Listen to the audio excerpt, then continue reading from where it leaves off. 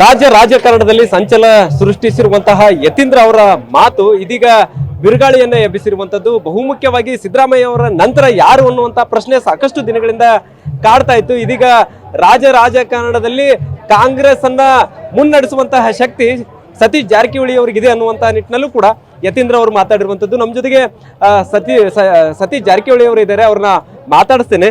Sir, Yathindra Siddaramaiah ಅವರು ಹೇಳಿರುವಂತಹ ಮಾತೇನಿದೆ ಸಾಕಷ್ಟು ರಾಜಕೀಯದಲ್ಲಿ ಸಂಚಲನ ಸೃಷ್ಟಿಸಿರುವಂತದ್ದು, ಸರ್ ಏನ್ ಹೇಳಿ? ಅಲ್ಲ, ಬೆಳಗ್ಗೆ ಕೂಡ ಹೇಳಿದೆ, ಅವರದ ವೈಯಕ್ತಿಕ ವಿಚಾರ. ಸೊ ಕಾಂಗ್ರೆಸ್ನಲ್ಲಿ ಪರಂಪರೆ ಇದೆ. ದೇವರಾಜ ಅರಸ್ ನಂತರ ಬಂಗಾರಪ್ಪನವರು ಸಿದ್ದರಾಮಯ್ಯ ಅಂತ ಯಾರ ಚರ್ಚೆ ನಡೀತಾ ಇದೆ ರಾಜ್ಯದಲ್ಲಿ. ಸೊ ಅದಕ್ಕೆ ಉತ್ತರ ಬರುವಂಥ ದಿನಗಳಲ್ಲಿ ಸಿಗ್ತದೆ, ಇವತ್ತಿಗೆ ಹೇಳಲಿಕ್ಕಾಗಲ್ಲ. ಸೊ ಅದು ಕಂಟಿನ್ಯೂಟಿ ಆಗಲೇಬೇಕು. ಇಂಧನ ಆಯುಕ್ತ, OBC SC ST ಆಯುಕ್ತ ಅದು ನ್ಯಾಚುರಲ್ ಆಗಿ ಸೃಷ್ಟಿ ಆಗೇ ಆಗ್ತದೆ.